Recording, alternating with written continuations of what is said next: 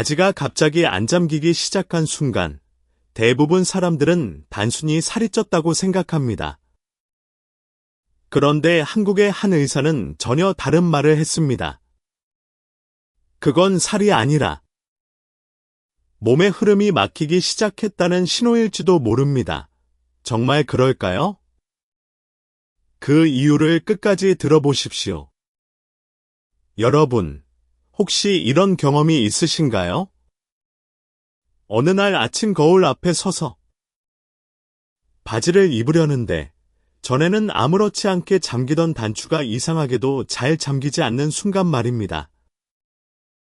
몸무게가 갑자기 크게 늘어난 것도 아닌데 배가 묘하게 더 나와 있는 느낌.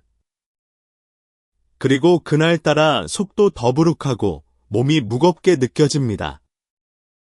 처음에는 그냥 이렇게 생각하기 쉽습니다. 나이가 드니까 그렇지 뭐. 하지만 저는 이 말을 들을 때마다 마음 한구석이 조금 불편해졌습니다. 정말 나이가 들면 몸이 이렇게 변하는 것이 당연한 걸까요? 아니면 우리가 아직 모르는 어떤 이유가 있는 걸까요?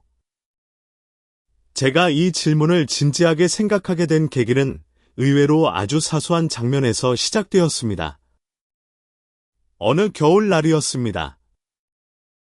저는 시장 근처를 지나가다가 물을 한가득 쌓아 놓은 채소 가게 앞을 보게 되었습니다. 한국에서는 겨울이 되면 유난히 크고 묵직한 무들이 많이 나오지요. 그때 가게 앞에 서 있던 한 어르신이 이런 말을 하셨습니다. 겨울 무가 몸에 제일 좋다는데 요즘은 그걸 아는 사람이 별로 없지. 그 말을 듣는 순간 저는 멈칫했습니다. 왜 하필 겨울 무일까요? 저는 원래 건강 이야기를 좋아하는 편입니다. 특히 한국에서 나이가 드신 분들이 어떤 음식과 생활 습관으로 몸을 관리하는지에 대해 늘 관심이 있었습니다. 그래서 그날 이후로 저는 겨울 무에 대한 이야기를 조금씩 찾아보기 시작했습니다. 그리고 그 과정에서 저는 꽤 놀라운 이야기를 듣게 됩니다. 한국에서 60대 이상 어르신들 중 상당수가 공통적으로 겪는 문제가 있다는 것입니다. 바로 복부 팽만, 변비, 손발 냉증, 그리고 잘 내려가지 않는 혈압입니다. 처음에는 이 모든 것이 서로 전혀 다른 문제처럼 보입니다. 배가 더부룩한 것과 혈압이 높은 것이 어떻게 연결될까요? 손발이 차가운 것과 뱃살이 늘어나는 것이 무슨 관계가 있을까요? 하지만 여러 이야기를 듣다 보니 한 가지 공통된 설명이 계속 등장했습니다. 문제는 단순히 살이 찐 것이 아니라는 것입니다. 몸 안의 흐름이 조금씩 막히기 시작했다는 이야기였습니다. 장에서는 음식이 오래 머물고 혈관에서는 순환이 느려지고 몸의 온도는 예전보다 조금 낮아집니다. 이 세 가지가 겹치면 몸은 서서히 변하기 시작합니다. 아침에 일어나면 배가 더부룩하고 손발이 차가워지고 혈압이 조금씩 올라가기 시작합니다. 그런데 더 놀라운 이야기는 바로 그 다음이었습니다. 어떤 의사는 이런 말을 했습니다. 이 흐름을 바꾸는 데는 거창한 약이 필요한 것이 아닙니다. 오히려 아주 평범한 음식이 도움이 될 수 있습니다. 그 음식이 바로 겨울무였습니다. 하지만 여기서 중요한 이야기가 하나 더 있습니다. 단순히 물을 먹는 것이 아니라는 것입니다. 무와 어떤 재료를 함께 먹느냐에 따라 몸 안에서 전혀 다른 변화가 일어날 수 있다는 설명이었습니다. 무와 사과, 무와 생강, 무와 다시마.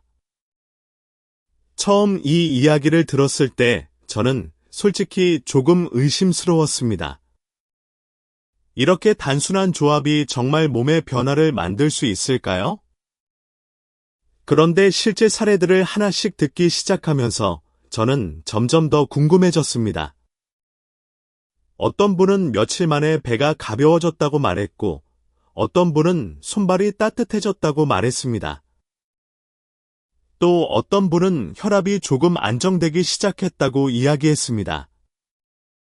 물론 모든 사람이 같은 경험을 하는 것은 아닐 것입니다. 몸 상태도 다르고 생활 습관도 다르기 때문입니다.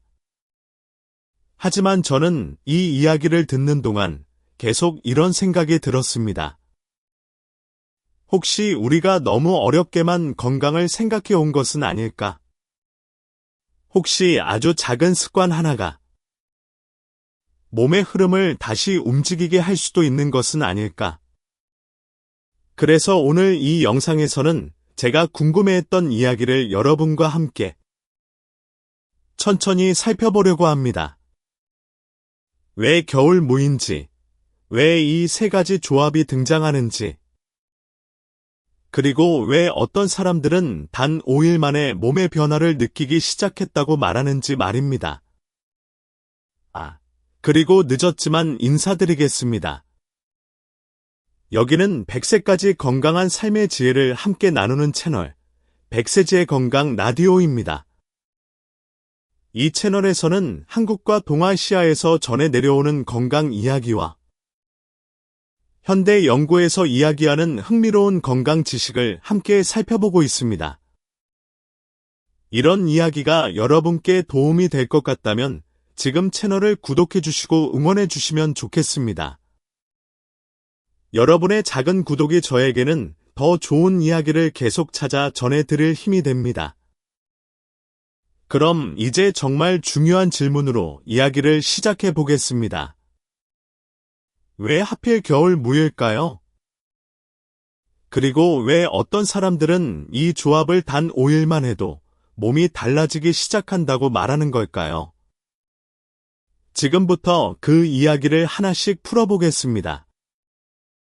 그래서 저는 가장 먼저 스스로에게 이렇게 질문해 보았습니다. 정말 겨울 무라는 것이 그렇게 특별한 의미가 있는 걸까? 아니면 단순히 오래전부터 전해 내려오는 이야기일 뿐일까? 처음에는 솔직히 반신반의했습니다. 한국에서는 오래전부터 계절에 맞는 음식을 중요하게 생각해 왔습니다. 봄에는 봄나물, 여름에는 시원한 음식, 가을에는 곡식, 그리고 겨울에는 저장해 두었던 뿌리 채소를 먹는 전통이 있습니다. 하지만 저는 단순한 전통 이상의 이유가 있는지 궁금해졌습니다. 그래서 여러 자료를 찾아보며 겨울무에 대해 조금 더 자세히 들여다보기 시작했습니다. 그 과정에서 제가 흥미롭게 느낀 사실이 하나 있습니다. 같은 무라도 계절에 따라 그 안에 들어있는 영양 밀도가 꽤 달라질 수 있다는 점이었습니다. 겨울무는 추운 날씨 속에서 자랍니다. 식물은 추위를 견디기 위해 뿌리 속에 더 많은 에너지를 저장하게 됩니다. 쉽게 말하면 겨울을 버티기 위한 준비를 하는 것입니다. 그래서 겨울무는 여름무에 비해 식이섬유가 더 많고 비타민C의 농도도 높은 편이라는 설명이 많았습니다. 어떤 연구에서는 항산화 성분 역시 겨울철 무에서 더 높게 나타난다고 말하기도 합니다. 하지만 제가 이 이야기를 읽으면서 가장 눈에 들어왔던 부분은 단순히 영양소의 양이 아니었습니다. 오히려 그 영양소가 몸에서 어떤 역할을 할 수 있는지에 대한 설명이었습니다. 특히 많은 전문가들이 공통적으로 이야기하는 것이 바로 장 건강이었습니다. 나이가 들수록 장의 움직임은 조금씩 느려질 수 있습니다. 젊을 때는 음식이 장을 비교적 빠르게 통과하지만 시간이 지나면서 그 속도가 점점 느려질 수 있습니다. 장이 마치 물을 밀어내는 펌프처럼 움직여야 하는데 그 힘이 예전만큼 강하지 않을 수 있기 때문입니다. 이런 변화가 생기면 음식이 장 안에 오래 머무르게 됩니다. 그 사이 수분이 더 많이 흡수되고 변이 딱딱해지기도 합니다. 그래서 많은 어르신들이 복부 팽만이나 배변의 불편함을 경험하기도 합니다. 저는 이 설명을 읽으면서 예전에 들었던 말이 떠올랐습니다. 어떤 의사가 이렇게 말한 적이 있습니다. 장은 몸의 하수도와 같다고 말입니다. 하수도가 막히면 물이 흐르지 않듯이 장의 흐름이 느려지면 몸 전체가 무겁게 느껴질 수 있다는 이야기였습니다. 이 말이 과장처럼 들릴 수도 있습니다. 하지만 생각해보면 꽤 직관적인 설명입니다.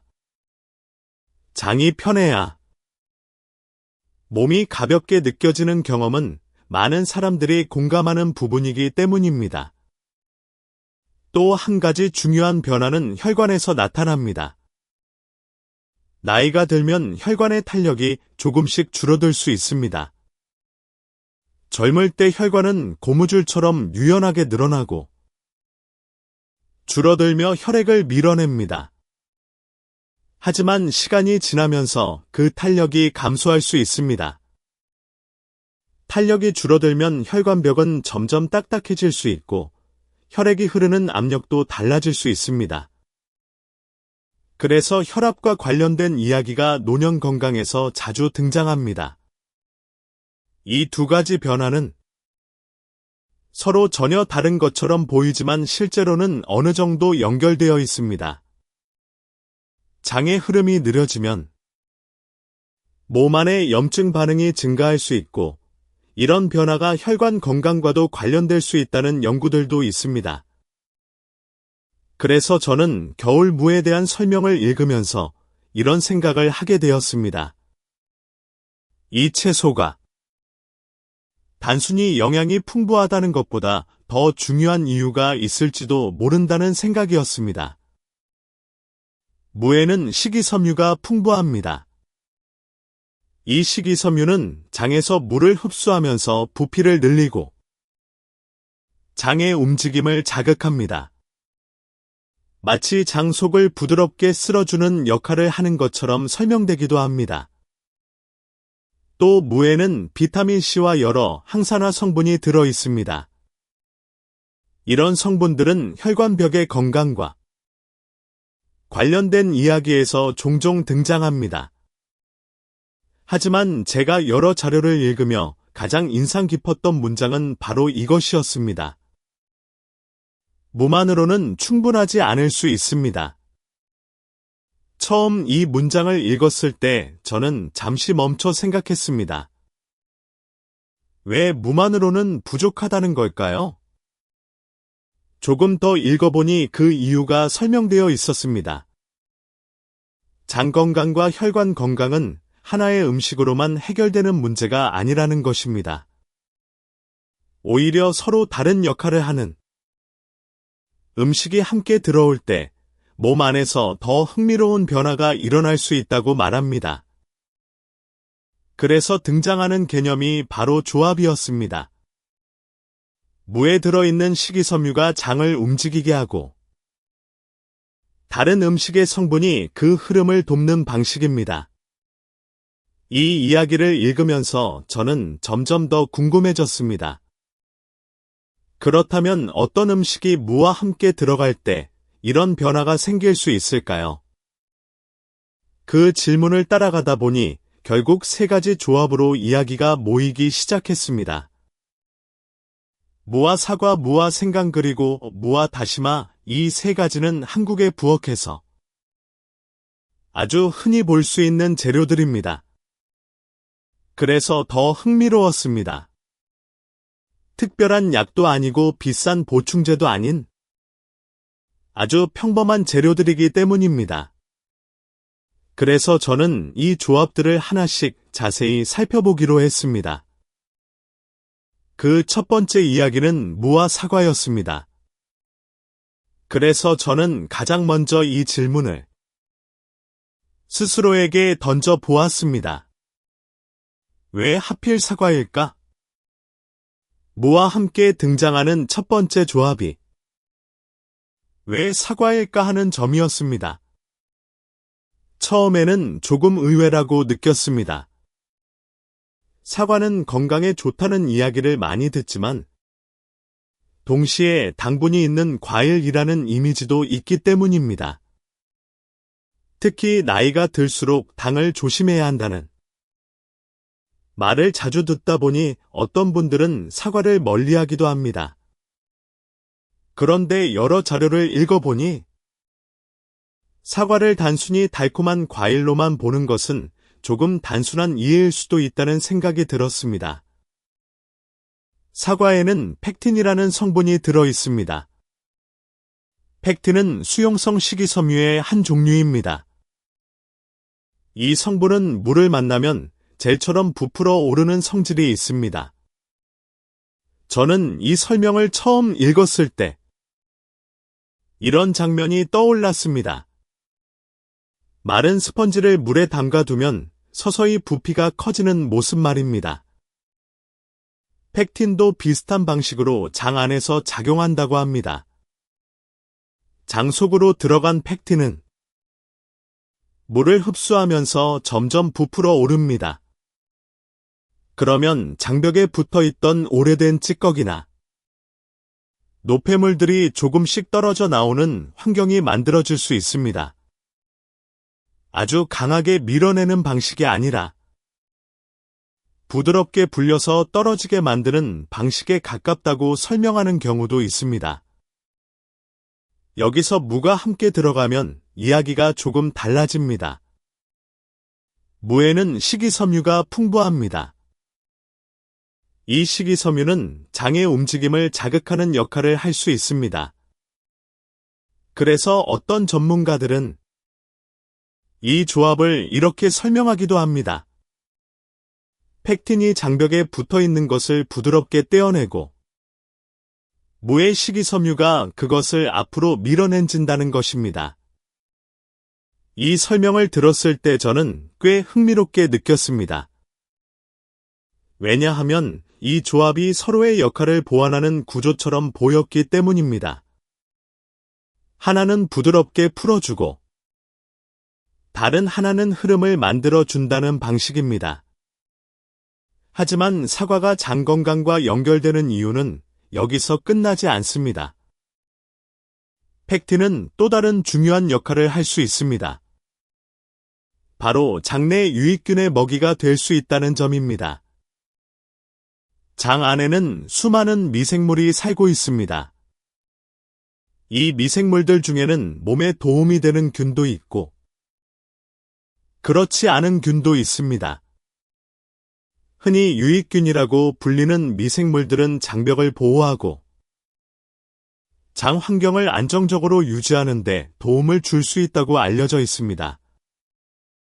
그런데 이 유익균들이 잘 자라려면 먹이가 필요합니다. 펙틴과 같은 식이섬유가 바로 그런 역할을 할 수 있습니다. 그래서 어떤 연구에서는 펙틴이 풍부한 식품을 섭취했을 때 장내 미생물 환경이 조금 더 균형을 이루는 경향이 나타났다는 설명도 있습니다. 이 이야기를 읽으면서 저는 한 가지 생각이 들었습니다.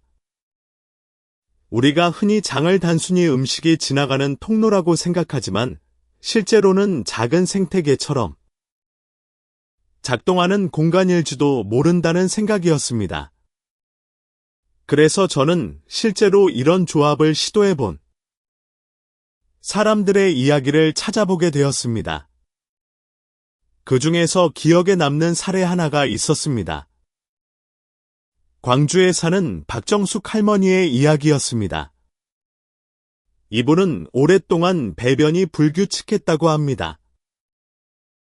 보통 며칠에 한 번씩 화장실을 가는 경우가 많았고 아침에 일어나면 배가 항상 더부룩한 느낌이 있었다고 합니다.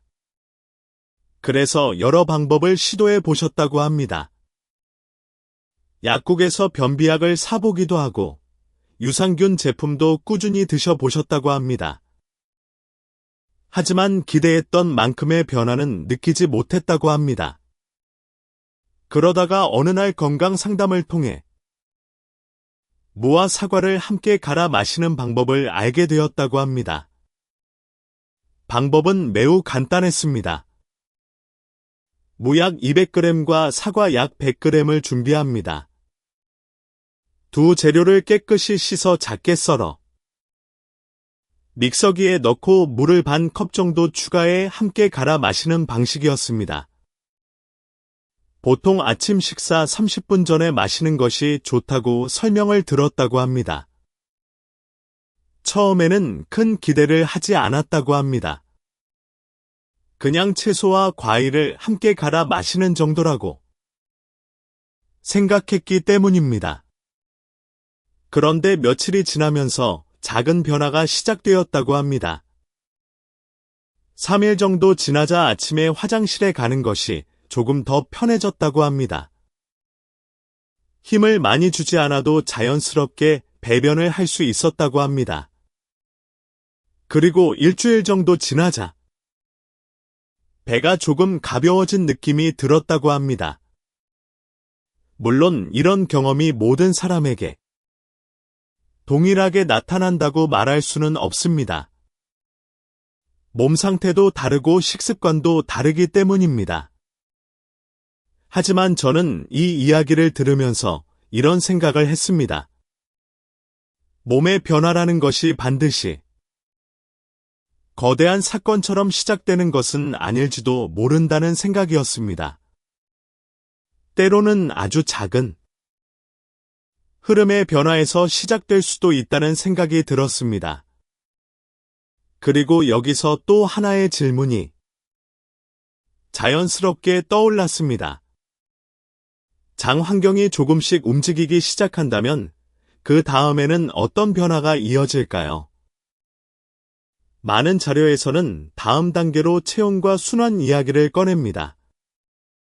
그래서 저는 두 번째 조합, 무와 생강 이야기를 이어서 살펴보기로 했습니다. 그래서 저는 자연스럽게 이런 생각을 하게 되었습니다. 만약 장의 흐름이 조금씩 움직이기 시작했다면 그 다음 단계에서는 몸에 어떤 변화가 이어질까? 하는 질문이었습니다. 여러 건강 이야기를 찾아보다 보면 한 가지 공통된 주제가 반복해서 등장합니다. 바로 체온과 순환입니다. 젊을 때는 크게 의식하지 못하지만 나이가 들수록 많은 분들이 몸이 예전보다 차가워졌다는 느낌을 이야기합니다. 특히 겨울철이 되면 손발이 유난히 차가워지거나 아침에 몸이 무겁게 느껴지는 경우도 많습니다. 이 이야기를 듣다 보니 저는 문득 이런 생각이 들었습니다. 몸이 따뜻하다는 것은 단순히 온도의 문제가 아니라 몸 안의 흐름이 원활하다는 신호일지도 모른다는 생각이었습니다. 바로 여기에서 두 번째 조합이 등장합니다. 무와 생강입니다. 생강은 한국 음식에서 아주 익숙한 재료입니다. 국을 끓일 때 넣기도 하고 차로도 많이 마십니다. 특히 겨울이 되면 생강차를 찾는 사람들이 많습니다. 몸이 따뜻해지는 느낌이 있기 때문입니다. 생강에는 진저롤과 쇼가올이라는 성분이 들어 있습니다. 이 성분들은 몸이 열을 만들어내는 과정과 관련이 있는 것으로 알려져 있습니다. 그래서 생강을 먹으면 몸이 조금 따뜻해졌다고 느끼는 경우가 많습니다. 이 이야기를 읽으면서 저는 체온과 대사에 대한 설명을 다시 떠올렸습니다. 어떤 전문가들은 이렇게 말합니다. 체온이 조금만 올라가도 몸의 에너지 소비 방식이 달라질 수 있다고 말입니다. 우리 몸은 끊임없이 에너지를 사용합니다. 잠을 잘 때도, 가만히 앉아 있을 때도 몸은 계속 에너지를 쓰고 있습니다. 이것을 기초대사라고 부릅니다. 그런데 나이가 들면 이 기초대사가 조금씩 줄어들 수 있습니다. 그래서 예전에는 같은 식사를 해도 몸무게가 크게 변하지 않았는데 어느 순간부터는 배가 쉽게 나오는 것처럼 느껴질 수 있습니다. 이 부분을 설명할 때 종종 등장하는 개념이 있습니다. 바로 갈색 지방입니다. 우리 몸에는 에너지를 저장하는 지방이 있고 에너지를 태우는 역할을 하는 지방도 있습니다. 갈색 지방은 몸이 열을 만들 때 에너지를 사용합니다. 그래서 어떤 연구에서는 갈색 지방이 활성화되면 에너지 소비가 늘어날 수 있다고 설명합니다. 생강의 매운 성분이 이런 열 발생 과정과 연결될 수 있다는 연구들도 있습니다. 그래서 무와 생강을 함께 사용하는 방식이 소개되기도 합니다. 무는 장의 흐름을 돕고 생강은 몸의 온도를 높여 순환을 돕는다는 설명입니다. 이 이야기를 읽으면서 저는 한 사례를 떠올리게 되었습니다. 부산에 사는 이영화 할아버지의 이야기였습니다. 이분은 겨울이 되면 손발이 유난히 차가워졌다고 합니다. 밤에 잠을 자려고 누우면 발이 차가워서 잠들기가 쉽지 않았다고 합니다. 그래서 양말을 신고 자는 날도 많았다고 합니다. 혈압약을 꾸준히 드시고 있었지만 몸이 따뜻해지는 느낌은 크게 없었다고 합니다. 그러던 중 한건강 상담에서 무와 생강을 함께 끓여 차처럼 마시는 방법을 듣게 됩니다. 방법은 비교적 간단했습니다. 물을 얇게 썰어 준비하고 생강을 엄지손가락 한 마디 정도만 넣습니다. 그리고 물에 넣어 약 10분 정도 끓입니다. 국물이 연한 노란빛을 띠면 마실 준비가 된 것입니다. 이 차를 아침과 저녁에 따뜻하게 마시는 방식이었습니다. 처음에는 생강이 너무 맵지 않을까 걱정했다고 합니다. 그래서 아주 적은 양으로 시작했다고 합니다. 그런데 며칠이 지나면서 몸의 느낌이 조금 달라졌다고 합니다. 아침에 일어났을 때 손이 예전보다 덜 차갑게 느껴졌다고 합니다. 작은 변화였지만 분명히 느껴지는 변화였다고 합니다. 이 이야기를 들으면서 저는 한 가지를 다시 생각하게 되었습니다. 몸의 변화는 때로 아주 작은 체감에서 시작된다는 점이었습니다. 그리고 이 흐름은 여기서 끝나지 않습니다.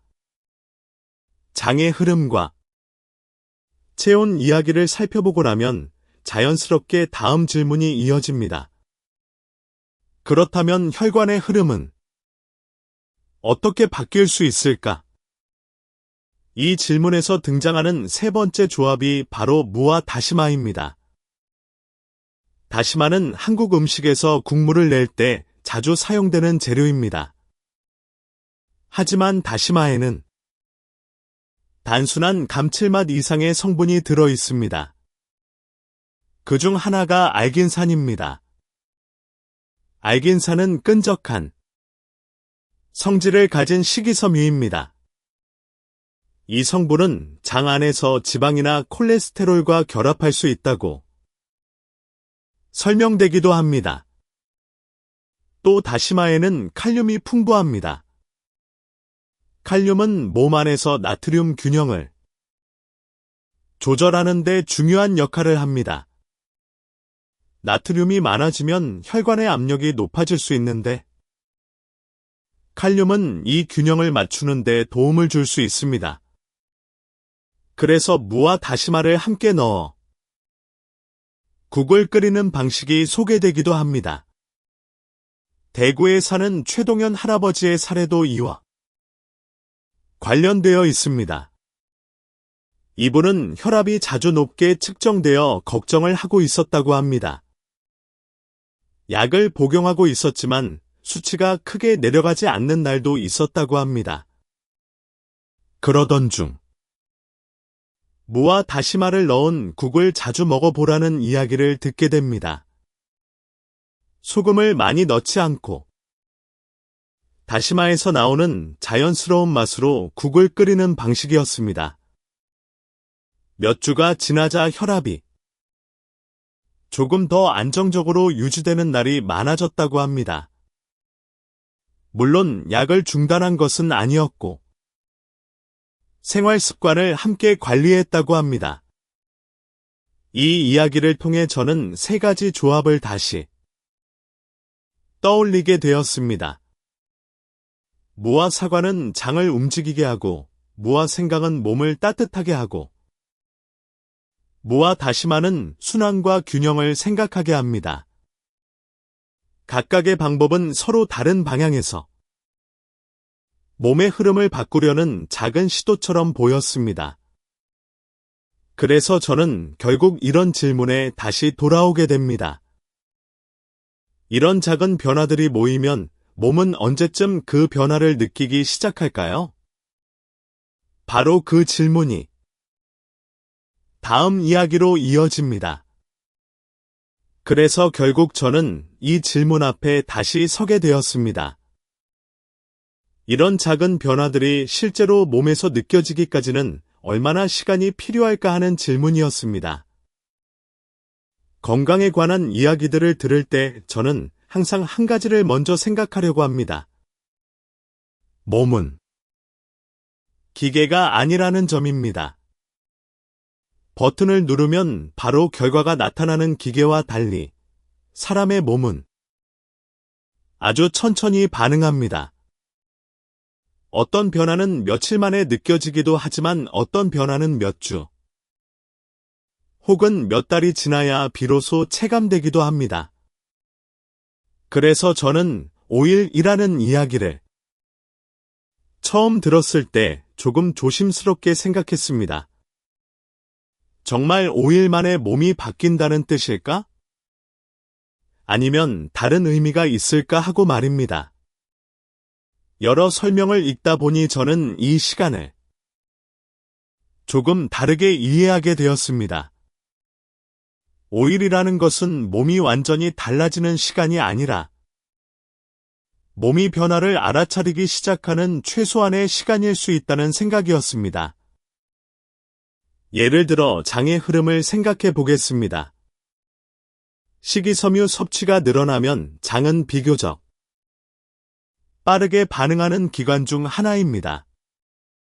어떤 사람들은 식습관을 바꾸고 며칠 사이에 배변 습관이 달라졌다고 느끼기도 합니다. 물론 사람마다 차이는 있지만 장은 몸의 다른 기관에 비해 비교적 민감하게 반응하는 편이라고 합니다. 체온과 순환도 마찬가지입니다. 몸이 따뜻해졌다는 느낌은 갑자기 나타나는 변화라기보다는 어느 순간 오늘은 손이 덜 차갑네 하고 느끼는 작은 변화로 시작되는 경우가 많습니다. 그리고 그런 작은 체감이 며칠 사이에 조금씩 이어질 수도 있습니다. 혈관과 수분 균형 역시 비슷합니다. 우리가 먹는 음식이 조금 달라지면 몸 안의 나트륨과 칼륨 균형이 서서히 바뀔 수 있습니다. 이런 변화는 하루 만에 나타나기보다는 며칠 동안의 식습관이 쌓이면서 조금씩 드러날 수 있습니다. 그래서 어떤 사람들은 약 4일이나 5일 정도가 지나면서 몸이 예전보다 가벼워졌다고 느끼기도 합니다. 물론 모든 사람이 같은 경험을 하는 것은 아닙니다. 몸 상태, 식습관, 생활 패턴이 모두 다르기 때문입니다. 그래서 저는 이 이야기를 들을 때마다 항상 한 가지를 덧붙이고 싶습니다. 이 방법이 어떤 특별한 기적의 처방처럼 들려서는 안 된다는 점입니다. 몸은 그렇게 단순하지 않기 때문입니다. 다만 저는 이 세 가지 조합이 흥미롭다고 느낀 이유가 있습니다. 그것은 바로 아주 평범한 재료에서 시작된다는 점입니다. 무와 사과, 무와 생강, 무와 다시마 이 세 가지 재료는 한국의 부엌에서 흔히 볼 수 있는 것들입니다. 특별한 보충제도 아니고 비싼 건강식품도 아닙니다. 대부분의 집 냉장고 안에 이미 있을지도 모르는 재료들입니다. 그래서 저는 이 이야기를 하나의 생활 습관으로 이해하게 되었습니다. 오늘부터 완벽하게 모든 것을 바꾸겠다는 거창한 계획이 아니라 작은 선택 하나를 바꾸는 방식입니다. 냉장고를 열어 사과가 보이면 무와 함께 갈아볼 수도 있습니다. 몸이 차갑게 느껴지는 날에는 따뜻한 무생강차를 끓여볼 수도 있습니다. 저녁 식탁에 무다시마 국 한 그릇을 올려볼 수도 있습니다. 이렇게 아주 작은 선택들이 쌓이면 몸은 서서히 반응하기 시작할지도 모릅니다. 저는 이 이야기를 생각할 때마다 종종 우리 부모님 세대를 떠올립니다. 그분들은 오랫동안 가족을 위해 살아온 세대입니다. 자식을 키우고 일을 하고 집안을 돌보느라 자신의 몸을 돌보는 일을 뒤로 미루는 경우가 많았습니다. 그래서 저는 가끔 이런 생각을 합니다. 이제는 그분들이 조금 더 자신을 위해 시간을 써도 괜찮지 않을까 하는 생각입니다. 아침에 조금 더 가벼운 몸으로 하루를 시작하고 손발이 덜 차갑게 느껴지고 식사 후에 속이 편안해지는 느낌을 경험할 수 있다면 그것만으로도 충분히 의미 있는 변화일지도 모릅니다. 그래서 이 이야기를 마무리하면서 저는 여러분께 조심스럽게 하나의 질문을 남기고 싶습니다. 여러분이라면 어떤 조합부터 시작해 보고 싶으신가요? 무와 사과로 장의 흐름을 먼저 살펴볼까요? 무와 생강으로 몸의 따뜻함을 느껴볼까요? 아니면 무와 다시마 국으로 순환의 균형을 생각해 볼까요? 어쩌면 답은 정해져 있지 않을지도 모릅니다. 몸이 보내는 신호를 천천히 들으면서 자신에게 맞는 방법을 찾아가는 과정 자체가 더 중요할지도 모르기 때문입니다. 몸은 우리가 생각하는 것보다 훨씬 정직합니다. 좋은 변화를 주면 그에 맞는 반응을 조금씩 보여주기 시작합니다. 그리고 그 변화는 생각보다 아주 작은 시작에서 출발할 수도 있습니다.